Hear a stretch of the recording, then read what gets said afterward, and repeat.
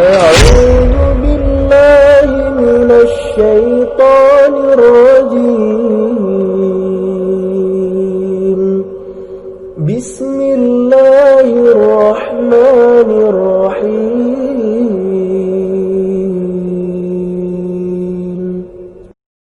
أشهد أن لا إله إلا الله وحده لا شريك له وأشهد أن محمدا عبده ورسوله اللهم صل وسلم وبارك على نبينا محمد وعلى آله وصحbihi ajma'in amma ba'du. Hadirin beriman, ibu bapak hadirin hadirat rahimahullah. Alhamdulillah pada subuh ini kita masih diberikan kesehatan, kekuatan dan kesempatan. Mudah-mudahan sepanjang usia kita senantiasa diberkahi oleh Allah Subhanahu wa ta'ala. Doa Nabi ketika pagi hari senantiasa berdoa, Allahumma inni as'aluka rizqan thayyiban wa ilman nafi'an wa amalan mutaqabbalan. Ya Allah, sungguh aku memohon kepadamu rezeki yang baik. Yang kedua, ilmu yang bermanfaat. Yang ketiga, amal yang diterima. Itulah yang kita harapkan ketika hal tersebut kita mendapatkan rezeki yang baik. Yang kedua, kita mendapatkan ilmu yang bermanfaat. Dan kita mengharapkan dari ilmu tersebut kita mendapatkan amal yang diterima. Kita awali pagi ini dengan mengkaji ilmu yang kita harapkan menjadi ilman nafi'an. Tentu saja percuma kalau ilmu tidak melahirkan amal. Maka kita berharap ilmu kita menjadi amalan mutaqabbalan. Al-ilmu bila amali kasyajari bila tamarin. Ilmu tanpa amal dengan pohon tak berbuah. Kita akan melanjutkan seperti biasa kajian hadis kitab Al-Arba'in An-Nawawiyah, menginjak hadis nomor ke-6. Jadi kita sudah membereskan hadis sampai nomor 5. Sekarang kita menginjak hadis nomor ke-6. Hadis tersebut diriwayatkan oleh Imam Al-Bukhari dan Imam Muslim. Ini imam-imam ini menyeriwayatkan dari Abu Dawud, dari Nasai, Ibnu Majah dan yang lainnya. An Abdillahi an Nu'man ibni Bashir radhiyallahu anhuma. Hadis ini diterima dari Abdullah an Nu'man bin Bashir. Nama periwayat jalur sahabat dari hadis ini yaitu Abu Abdullah, bapaknya Abdullah. Berarti bukan nama asli Pak, ini nama kunyah, sebutan yang disandarkan kepada anak.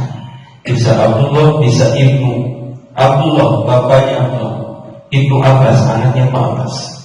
Jadi memang orang Arab biasa memanggil dengan sebutan kunyah.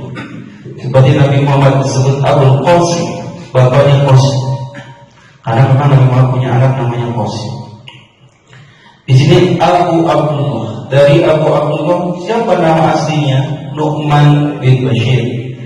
Nu'man bin Bashir.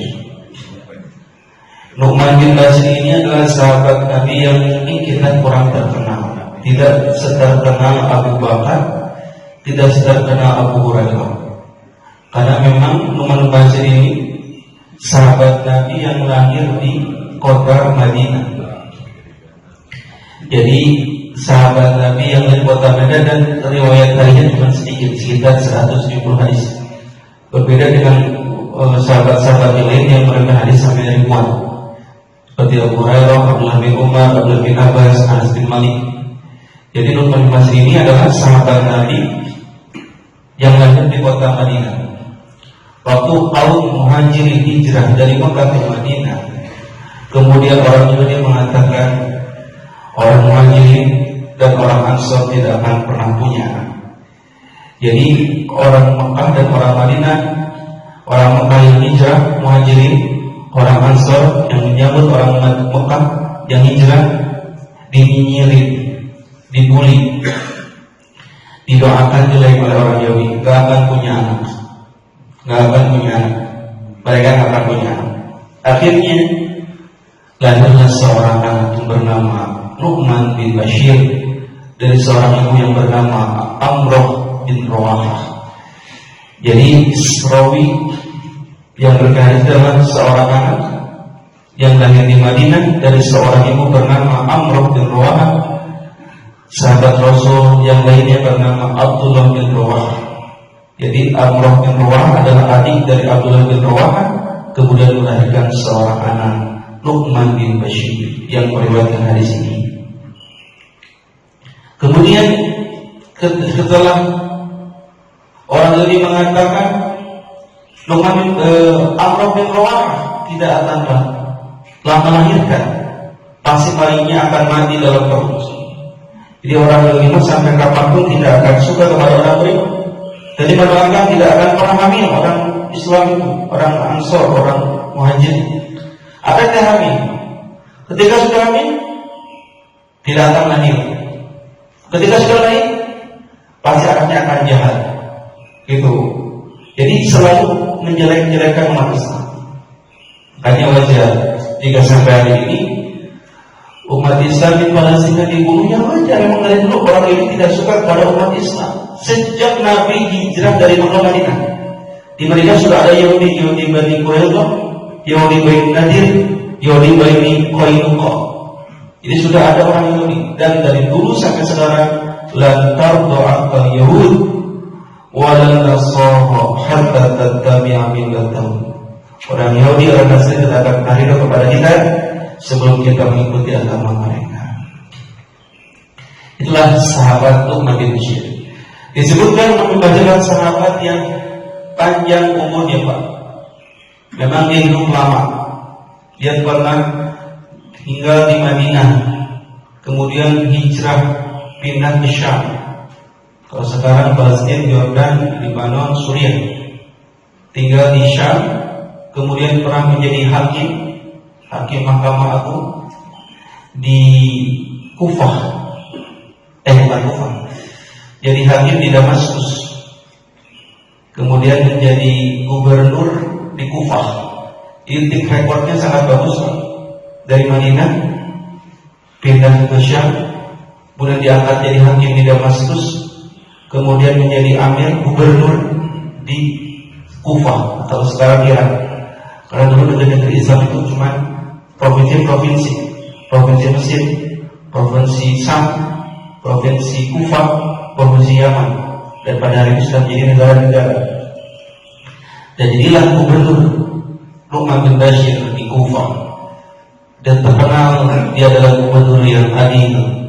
Kana khatiban mutakalliman, disebutkan dalam kitab Niyatul Awliya tentang biografi sahabat-sahabat Nabi, para ulama. Jadi Bapak kalau mau tahu dari mana nih sumbernya bisa ngomong tentang sahabat Nabi, bisa dilihat dalam kitab Hilyatul Awliya atau kitab Syiar A'lamin Nubala. Di sana jelaskan tentang biografi sahabat-sahabat Nabi.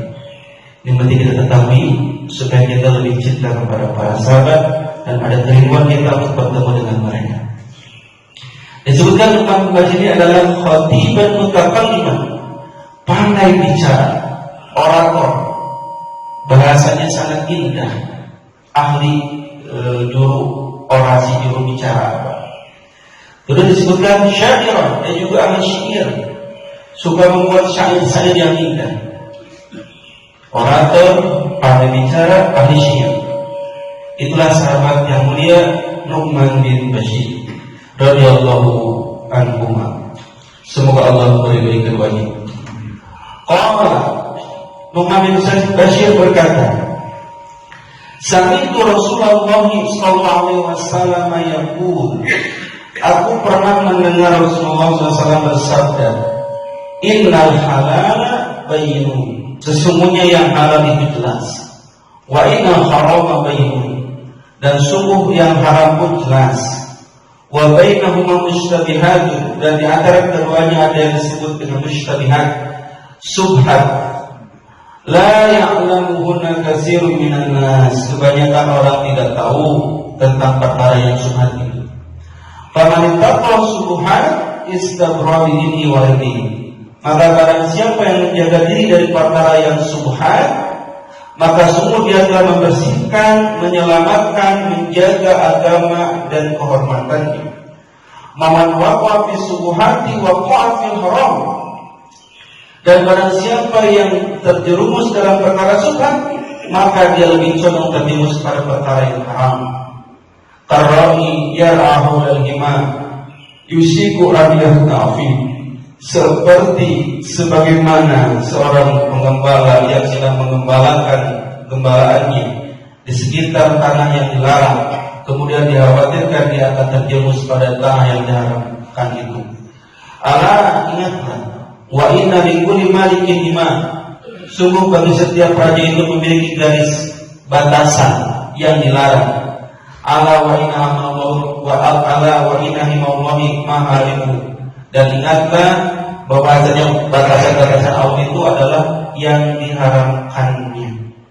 Ala, ingatlah, wa inna fil jasadi mudghah. Sungguh dalam tubuh itu ada segumpal daging. Idza shahat jasadu kullu. Apabila segumpal daging itu sehat, maka sehat seluruh badannya. Apabila wa idza fasada jasadu kullu. Dan apabila segumpal daging itu rusaklah seluruh badannya. Ala wahyal qalbu. Itulah hati atau jantung. Itulah hadis yang panjang dari sahabat Nu'man bin Bashir. Ini hadis cukup panjang kalau dihafal, Pak. Dulu waktu pesantren apakah hadis disampaikan, kalau hafal pusat, wah ini maksudnya hafal. Sampai akhirnya ngapain hari ini karena ancamannya pusat sampai hafal hadis ini. Di sini disebutkan ahamiyatul hadis, urgensi hadis. Hadal hadis mujma'un ala zimi mawqihi wa kasiruhu fawaid wa kasruhu fawaidihi. Hadis ini sangat penting sekali karena mengandung manfaat yang sangat banyak. Disebutnya juga di sini yang mengatakan sulusul hadis, sepertiga hadis. Yang mengatakan Abu Daud rubu'u seperempat hadis. Misalnya sangat penting hadis ini, saya mengatakan hadis ini sangat penting. Ini sepertiga hadis. Maksudnya apa? Ya dulu ala Islam. Agama Islam terliputi oleh hadis ini.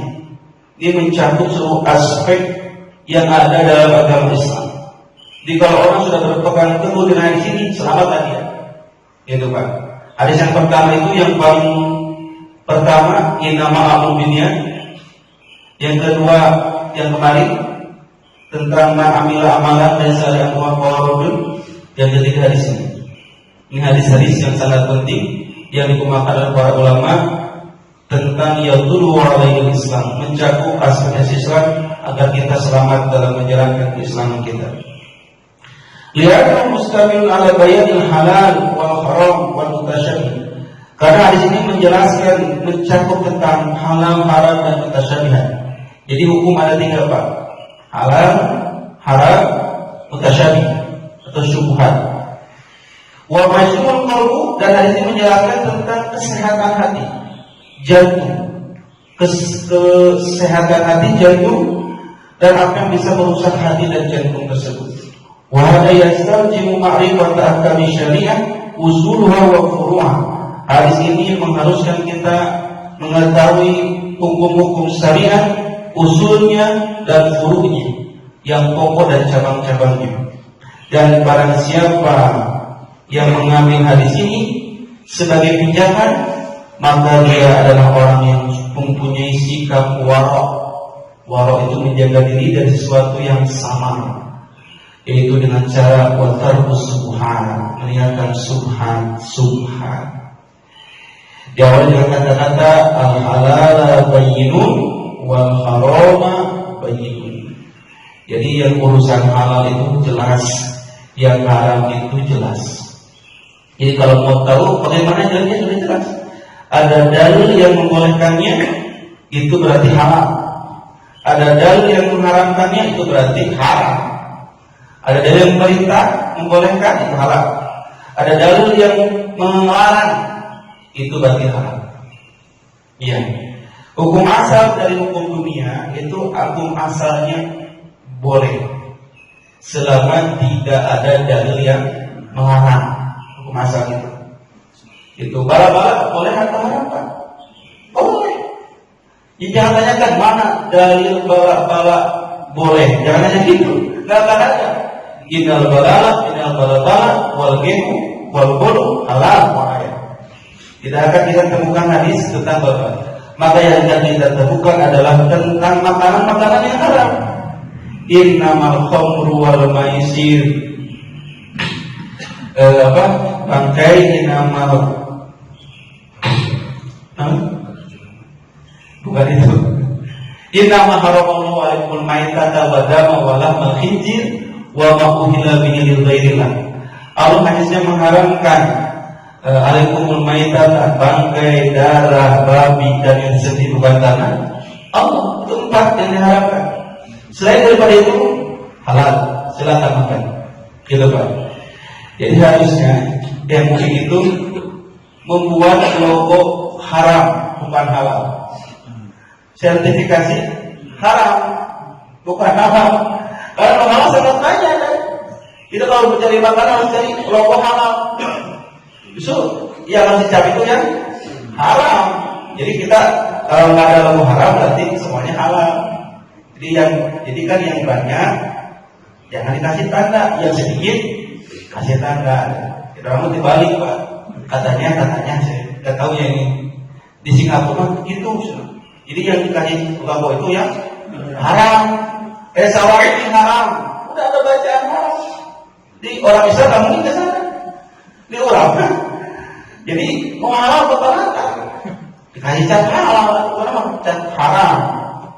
Ini dibalik ya. Jadi harusnya dikasih cat haram. Sebenarnya Allah sebutkan yang haram-haramnya saja.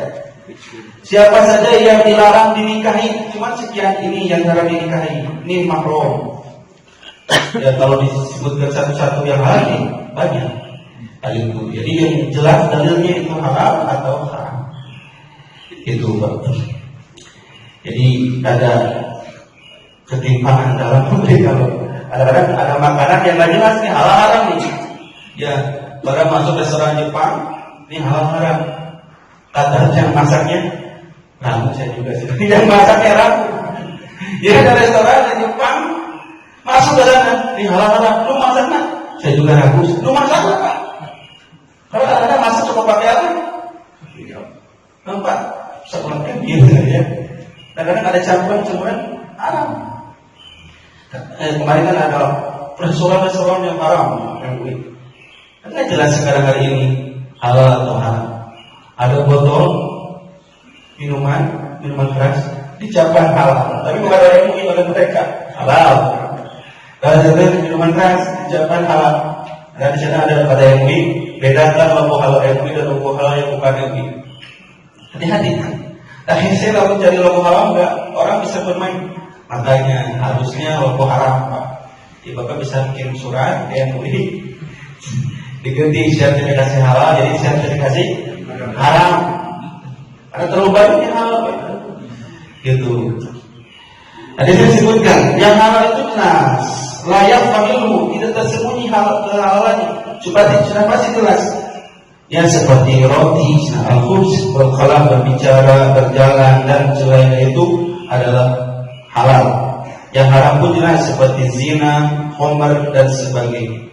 Tapi di antara kedua hukum itu yang disebut dengan syubhat yang tidak jelas halal haramnya. Jadi di antara halal haram ada hukum yang tidak jelas halal atau haram. Gitu. Nah disebutnya syubhat. Syubhat itu artinya muskil. Muskil itu artinya sulit. Sulit ditentukan halal atau haramnya. Itu syubhat. Sulit halal atau haram. Karena ada dalilnya sekaligus dua-duanya, atau tidak ada dalil sekaligus dua-duanya. Jadi ada dalil yang membolehkan, ada dalil yang mengharamkan. Yang kedua, tidak ada dalil dua-duanya. Memang belum pernah terjadi pada zaman Nabi. Itu bagaimana sikap kita? Nah, wa amal mustabihat disebutkan dalam kitab ini.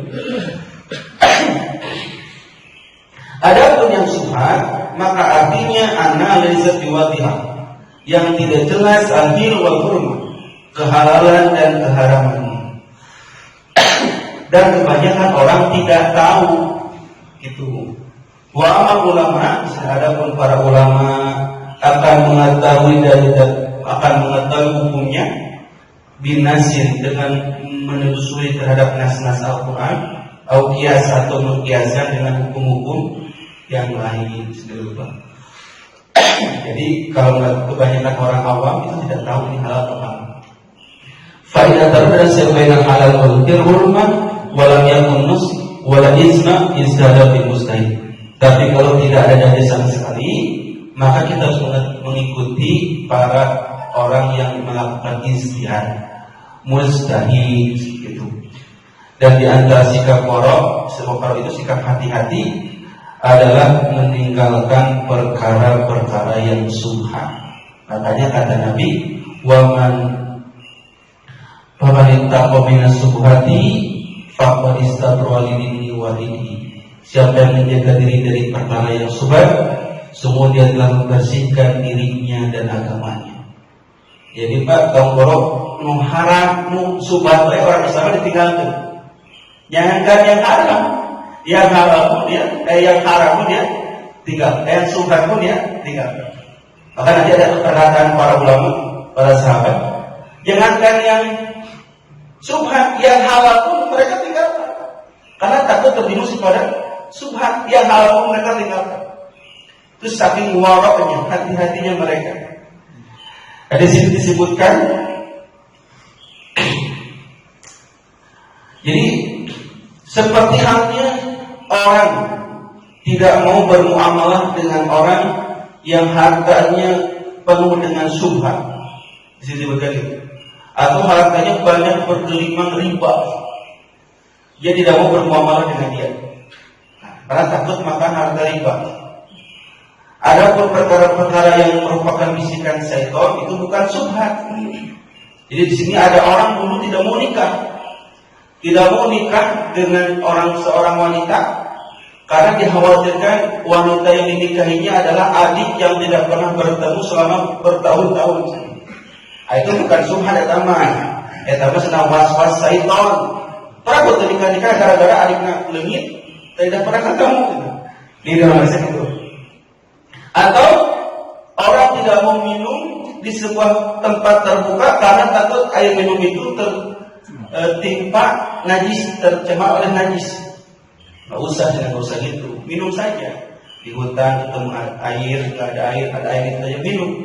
Jangan takut subhat kalau air di tempat terbuka di sungai itu kan, jangan takut tercemar dengan najis. Itu bukan subhat, tapi itu adalah was-was syaitan. Itu adalah bisikan-bisikan setan. Itu. Qasama Ibnu Mundir al-Muskamiyan adalah salah satu aqsam. Ibnu Mundir membagi subhat ini kepada 3 perkara. Yang pertama, sesuatu yang diketahui haram tapi tercampur dengan yang halal. Itu jangan halal haram. Tapi tercampur dengan yang halal. Kata para ulama lebih baik ditinggalkan. Halal, tapi kayaknya haram. Berarti apa? Mana halal haram kan tercampur. Lebih baik ditinggalkan. Di sini contohnya, apabila sudah ada 2 satain, ada 2 kambing, yang satu disembelih oleh orang kafir, yang satu disembelih oleh orang Islam. Tak apa orang itu mana yang kafir, mana sembelihan orang kafir, mana sembelihan orang Islam. Kita kan tidak tahu. Tidak ada orang yang kasih tahu, maka lebih baik jangan makan. Tinggalkan yang dimakan, karena walaupun karena yang haram tercampur dengan yang halal. Yang kedua, sesuatu yang halal tapi diragukan kehalalannya, itu maka ambillah yang diyakini oleh dia. Seperti seorang perempuan ragu apakah sudah ditalak oleh suaminya atau belum, maka ambillah yang yakin. Kalau belum, ya berarti belum. Seperti orang yang berhadas, dia nggak tahu itu udah kentut atau belum nih, maka ambillah yang yakin. Maka lebih baik berwudu lagi, maka itu tidak berpengaruh pada dia. Atau sesuatu yang ragu, ada halalnya, ada haramnya, jadi kedua-duanya ada kemungkinan yang sama, maka jauhilah. Seperti contohnya di sini dalam hadis ini disebutkan Rasulullah pernah menemukan korma, korma yang ada di bawah tikarnya, kasurnya, tikarnya. Pas mau dimakan bisa langsung terjadi. Kenapa? Karena takut kembalilah kurma sedekah. Karena Nabi dilarang memakan kurma sedekah. Terjadi. Kalau kita menemukan uang di bawah kasur, kita tahu ini uang siapa? Ambil atau simpan, Pak? Ada uang di bawah kasur di rumah ini, bawah mata. Ambil atau simpan, Anda kan? Nggak tahu dia punya siapa. Tergantungnya langsung di kantong. Nomor saya makan, tapi langsung jutaan ambil. Nah, gitu aja. Jadi orang Islam itu sangat hati-hati harusnya, Pak. Dulu Abu Bakar As-Siddiq, ya, karena punya hamba sahaya. Jadi setiap punya uang, siang itu setor punya makanan setor, punya uang setor. Setiap waktu siang saya punya uang, beli makanan, si makanan langsung dimakan Abu Bakar, tanpa bertanya dulu. Dimakan tuh si makanan teh. Kata hamba saya, Tuhan tahu nggak itu uang makan itu uang dari hasil apa? Nggak tahu. Itu uang dulu saya hasil dari dukun. Ibarat pernah jadi dukun, jadi api-api yang jadi dukun. Ada yang bertanya sesuatu, terus saya jawab tebak-tebakan. Kalau saya kasih upah ini, pakai bener saya tebak-tebakan katanya. Jadi saya jadi dukun berat, ditanya, saya jawab, kebenaran itu benar. Dikasih upah ini upahnya. Kemudian itu makanan yang Anda makan adalah hasil upah itu. Langsung bakar dirojok, Pak. Oh, sampai muntah seluruh isi perut. Kenapa? Karena takut makan dari barang yang haram. Hal yang sama pun Umar bin Khattab sama gitu. Dia makan makanan kurma, ternyata itu kurma sedekah, dia dimuntahin lagi. Saking warawnya para sahabat itu. Ulama ngobrol nuhala, subhan, nuhala apa itu? Banyak kan gitu ya, bukan orang seperti itu, para pejabat banyak ingin mendengar. Para pejabat kan yang haram pun mereka cari korupsi, kan kata Nabi apa?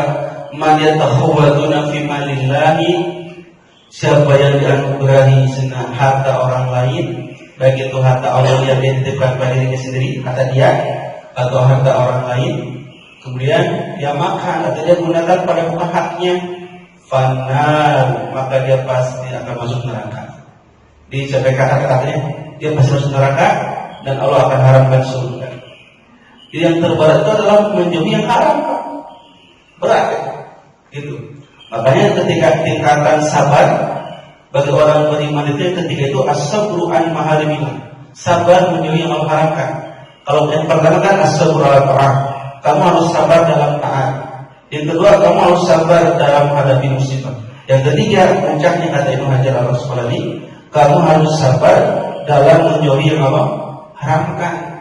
Kadang-kadang orang sabar dalam taat, ya paling pejabat sabar, mesti bolak-balik umroh, haji, terus kena musibah sabar, tapi pas kalau marah, untuk sana sabar, gampang terjerumusnya ke dalam yang haram. Ya, jadi para pejabat tadi yang haram pun banyak yang mereka makan. Gaji sudah besar tapi banyak OTT sih, operasi tangkap tangan. Ya, jadi kacau lah Pak ini. Saya punya teman di Sarijadi, dia itu punya tanah di Antamani bertahun-tahun dia pakai, dia beli, sertifikat ada di tangan dia, yang jualnya masih ada. Jadi sertifikat ada di tangan dia, yang jual ke dia masih ada, sudah dipakai bertahun-tahun, tapi air gugat, teman-teman. Air gugat aneh apa? Sertifikat ada di dia, orang yang jualnya masih ada, tapi terus dipakai bertahun-tahun, tapi air gugat. Di pengadilan tingkat 1 menang, kedua menang, di Mahkamah Agung kalah. Diambil tuh semua tanah-tanah, kan aneh Pak. Dia ada jelas bukti jual belinya, yang ngejualnya masih ada, yang ngejualnya masih ada. Tapi Nabi saya gitu. Balik pengadilan negeri ke-1, 2 menang, tapi pasti Mahkamah Agung. Nah kita juga mau main apa? No haram pun mereka cari. Sama, dia punya tanah di Gerimbage, deh. Bahasa sertifikat ada di dia. Tapi sekarang dia aku orang lain. Dia sekarang bisa punya sertifikat, bisa kemudian ke sertifikat tidak jelas. Kalau ada kepentingan mereka, jadi ada oknum mau tanah yang mana, saya bisa bantu. Begitu Pak. Nah itu yang haram dan halal. Sekarang banyak orang yang mengikuti yang halal. Ada istilah gini, ini mah tongkoro nu halal, nu haram wae. Saya serta ada kata-kata hati-hati. Itu atau riba hati-hati. Banyak orang terjerumus riba. Di antara 7 dosa besar yang membinasakan kata Nabi adalah riba. Hati-hati riba. Orang mampu meninggalkan mabuk kadang-kadang judi, tapi kalau riba kadang-kadang terjerumus. Ya. Jadi gini, ini disebutkan kalau ada perkara yang antara halal dan haram, lebih baik kita tinggalkan. Kita nggak jelas di subhan halal atau haram, lebih baik kita tinggalkan. Toh seandainya yang kita tinggalkan itu haram, berarti kita sudah berlepas diri dari dia. Tapi kalau kenyataannya itu halal, kita tinggalkan, maka kita sudah dapat pahala karena meninggalkan yang halal itu dengan maksud demikian. Itu Pak. Tadi saya sebutkan kata Abu Darda yang tamamu taqwa. Ketakwaan seseorang itu sempurna sampai dia menjauhi sekecil apapun perkara yang dia anggap halal, khasyatan yakun haram, karena takut terjerumus kepada haram.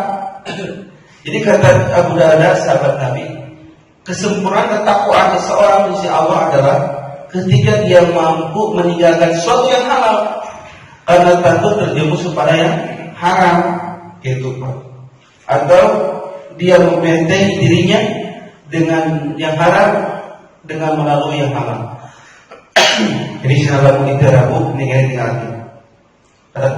Bahkan kata Hasan Al-Basri, mazalat taqwa bil muttaqin, ketakwaan akan melekat pada dirinya hatta taraku kasir halal, sampai dia berani meninggalkan yang halal-halal, yang banyak yang halal karena takut haram. Jadi Pak, nu boleh wae ku para ulama ditinggalkan, nu boleh. Kebanyakan yang boleh ditinggalkan.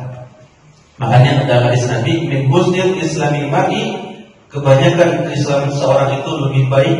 Ciri kebagusan kebaikan Islam seorang adalah tarkuhu ma la ya'ni, meninggalkan apa yang tidak bermanfaat bagi dia.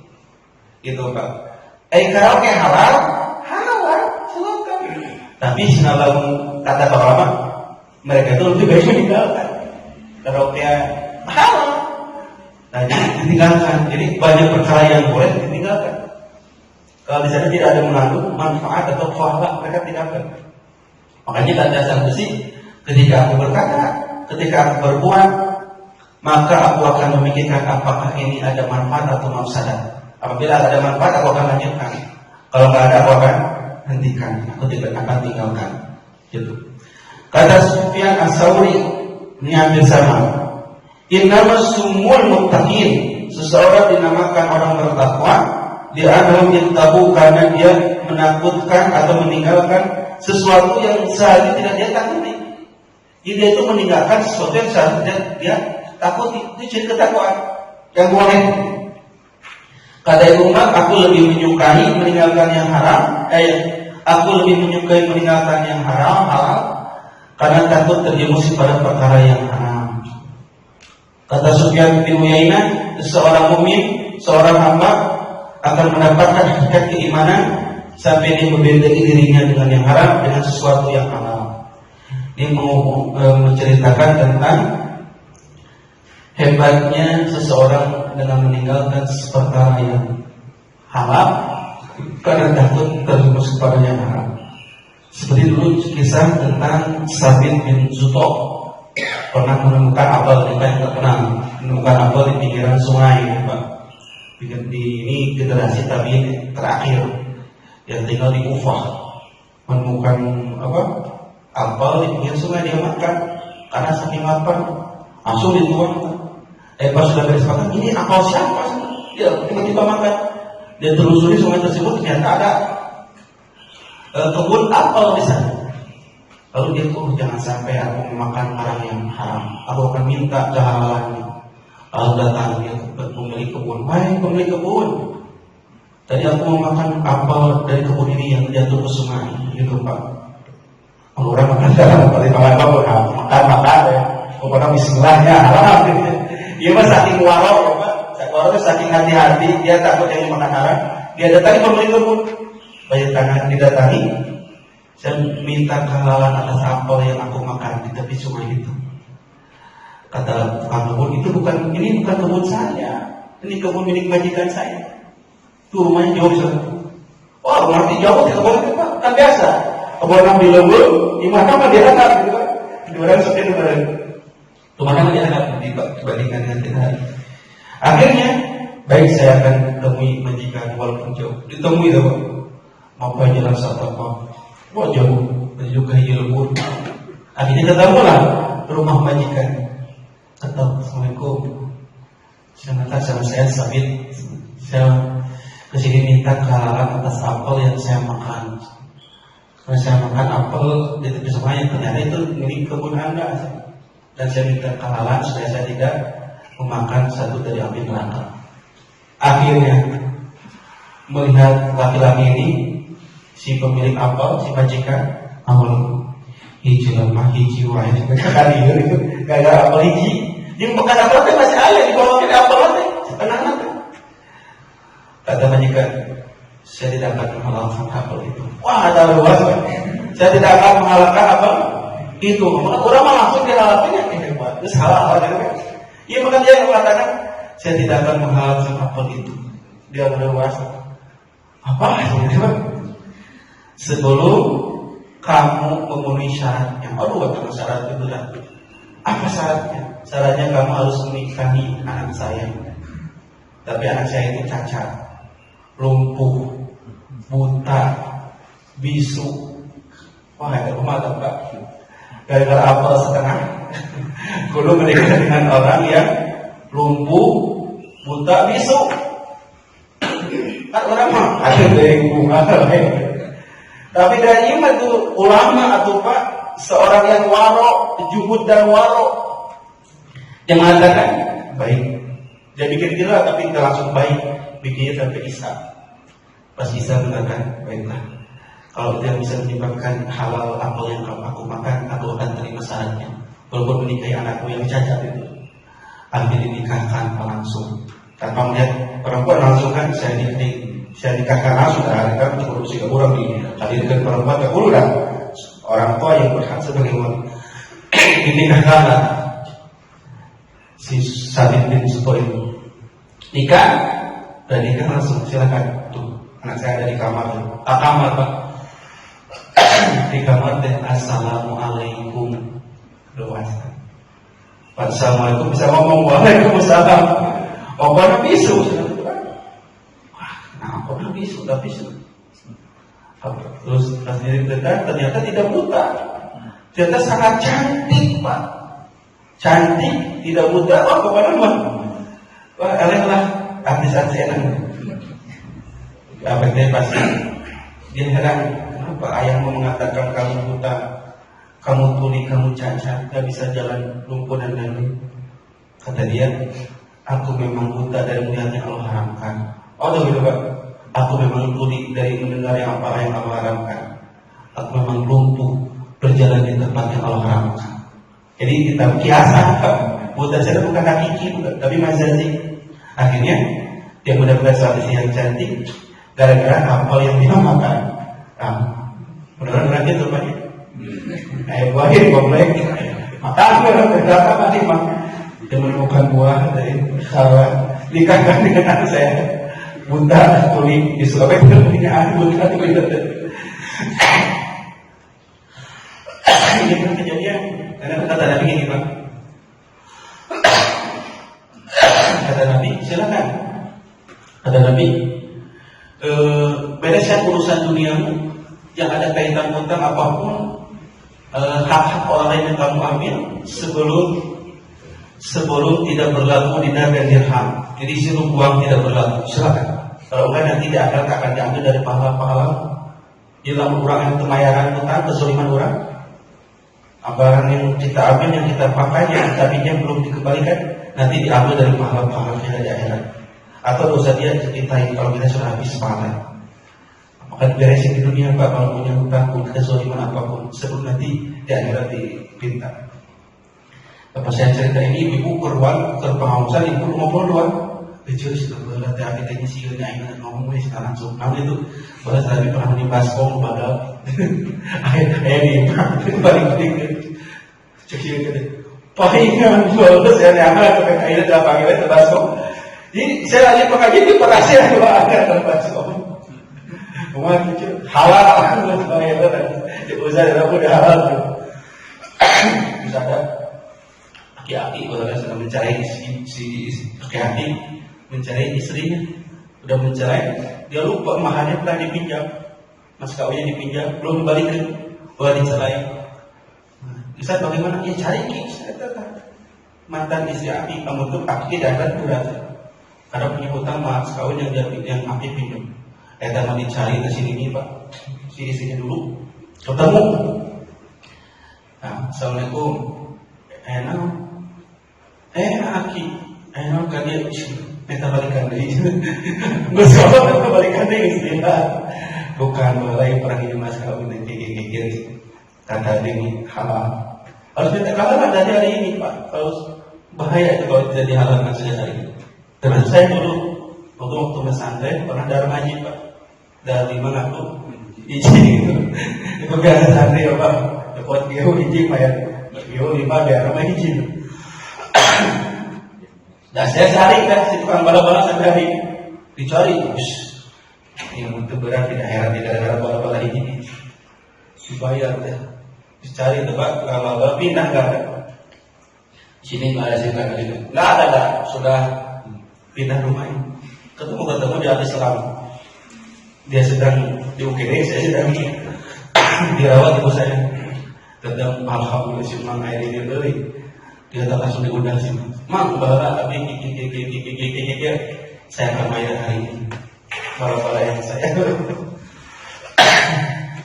Tadi mang halal. Tadi halal. Orang akan mendapatkan ketenangan kalau sudah dihalalkan barang yang kita ambil dari kami. Agar ini hanya sangat panjang. 5 menit tadi. Lalu ada kaitan dengan sebuah wilayah. Kalau itu memiliki tempat wilayah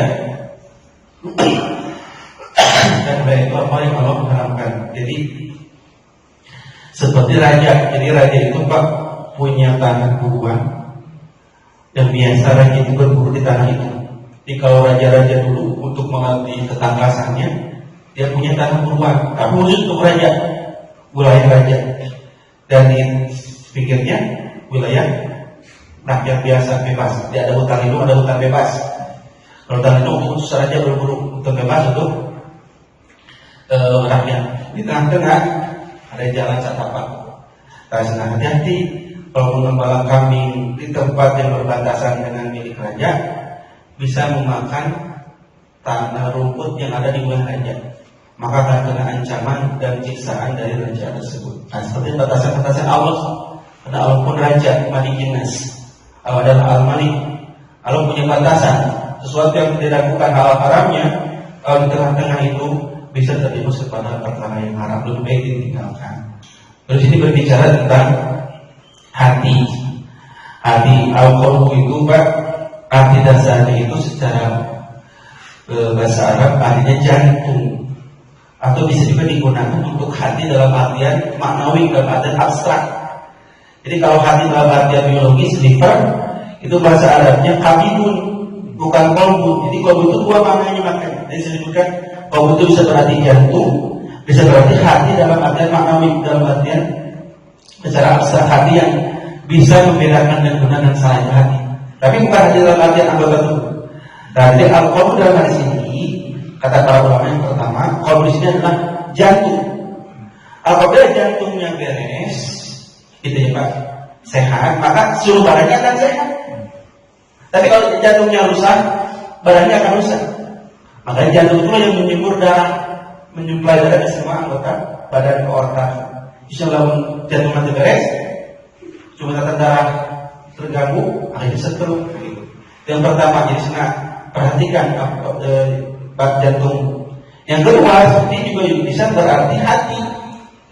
Karena hati itulah yang menentukan kita untuk berpikir. Nah, di sini perdebatan antara ulama Syafi'iyah dan ulama Hanafiyah. Yang berpikir teh otak atau hati. Nah, di sini disebutkan kata ulama Syafi'iyah, hati naik kalbur karena otak. Apa dalilnya? Surah Al-A'raf, lahum qulubun la yafqahuna biha. Mereka memiliki hati yang tidak digunakan untuk berpikir. Jadi bina hati naik kalbur. Tapi kalau kata ulama Hanafiyah, itu dari kepala ke otak, dari pikiran. Akal itu berasal dari dimag itu berasal dari otak. Apapun perdebatan hal itu, kata ulama intinya, apabila jantungnya sakit seluruh badannya. Yang kedua, apabila hatinya sakit, maka sakit seluruh badannya. Apa buktinya? Dengan hati yang sakit, dia akan mudah terjerumus kepada yang subhat, bahkan kepada yang haram. Begitu. Jadi kalau hatinya sakit, dia akan mudah terjerumus kepada perkara yang haram. Maka sudah isi hati kunaon ku ilmu. Jadi ilmu itu adalah nutrisi bagi hati. Makanya ketakwaan itu bisa timbul dengan ilmu. Makanya tadi menyebutkan para sahabat at-taqwa hamuna. Nah ini tunjuk ke hatinya, ke dadanya 3 kali at-taqwa hamuna. Takwa itu ada di dalam hati. Sampai 3 kali lagi. Kenapa? Ketakwaan itu ada di dalam hati. Dan ukuran yang Allah lihat bukan ukuran otak, bukan ukuran fisik, tapi hati kita. Makanya dalam hadis, innallaha la yanzuru ila suwarikum wa ajsadikum. Allah tidak memandang rupa dan bentuk tubuh kalian, tapi yang Allah lihat adalah ila qulubikum, hati-hati kalian. Hati dalam artian manawi, bukan jantung, Pak. Jadi jantung itu bisa berguna untuk kesehatan, tapi dalam artian ini adalah hati. Makanya dalam Al-Quran surat Al-Qur'an ayat 28, ala bi dzikrillahi tatma'innul qulub. Ingatlah hanya dengan mengingat Allah, hatimu akan tentram, gitu Pak. Jadi hatinya lain, omnya kamu ada tentram, lain hatinya akan tidak tenang. Yang bisa menentram itu cuma 2. Kalau hubungan dengan biologis, dia akan tentram dengan menikah. Yang kedua dengan Quran atau zikir. Jadi kalau bapak sudah menikah tidak tenang, berarti harus nikah lagi. Juga ada sakinah juga ya. Atau kalau sudah nikah beberapa kali tidak tenang, jauh dari 2 Al-Quran. Makanya 2 di Al-Quran disebutkan kata-kata terlanjur. Pertama bab nikah, sakinah, mawaddah warahmah ya Pak. Yang kedua tentang ala bizikrillah tatma'innul qulub. Dengan zikir kepada Allah, hatimu akan tentram. Wa atul zikir, dan sebagai ketiga adalah la ilaha illallah dan qiraatul Quran. Itu Pak. Dan membaca Al-Quran. Jadi hati-hati. Yang kedua, fikih hadis ini, kenapa nyambung dari haram, terus tentang gembalaan masuk tanah yang haram, terus ujungnya hati. Jadi menceritakan orang mudah masuk pada perkara yang haram gara-gara hatinya sakit. Kalau hatinya sakit, dia akan mudah terjerumus pada perkara yang haram. Bagaimana supaya hatinya bersih? Nah, disebutkan di sini oleh Imam Mulaqin di Pamungkas. Yang pertama, qiraatul Quran bitadabbur. Agar kamu hatinya bersih selalu, pertama, kamu harus membaca Al-Quran dengan tadabbur. Yang kedua, kamu harus terbiasa kosongkan perut. Maksudnya untuk rajin saum. Yang ketiga, kamu harus terbiasa qiyamul lail saat malam. Yang keempat, kamu harus terbiasa tadarruk inda sahur, merendahkan diri ketika sahur. Zikir, mohon ampun ketika sahur. Yang kelima, mujalatus sholih, berkumpul bermajlis dengan orang-orang soleh tadi.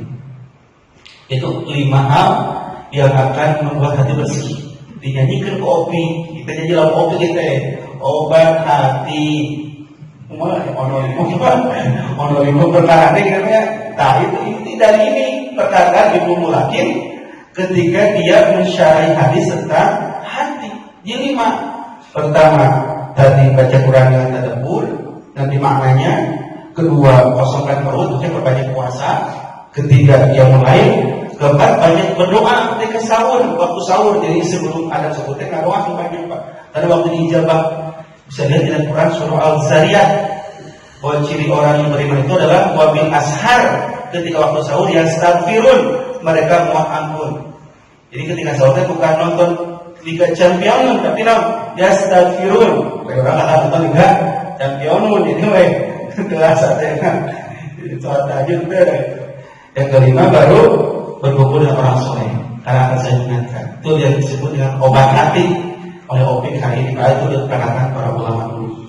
Nah ditambah oleh para ulama lagi yang kena makan yang halal. Karena yang haram itu akan mengotori hati. Yang kedua membuat doa kita tidak dijawab. Kata Nabi ada orang yang berdoa diangkat tangannya tapi makanannya haram, pakaiannya haram, maka doa tidak akan pernah dijawab Allah.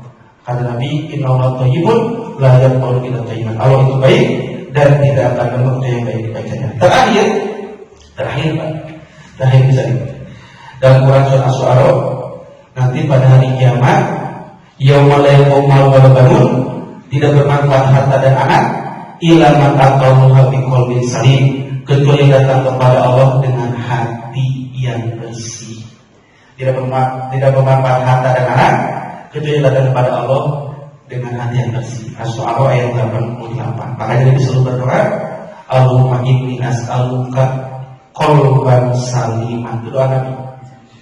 Ya Allah, aku mohon kepadamu hati yang bersih. Bersihnya hati akan menyelamatkan kita dari segala penyakit. Gerinten gara-gara penyakit ini, gara-gara hati itu benar. Ya kan ada istri itu sehat-sehat, pas menangis suaminya selingkuh jadi gering. Nah, itu jadi hati ada perbaiki. Ada dokter dulu, profesor, dokter kelompok panjang gelarnya Kak, belajar di luar negeri.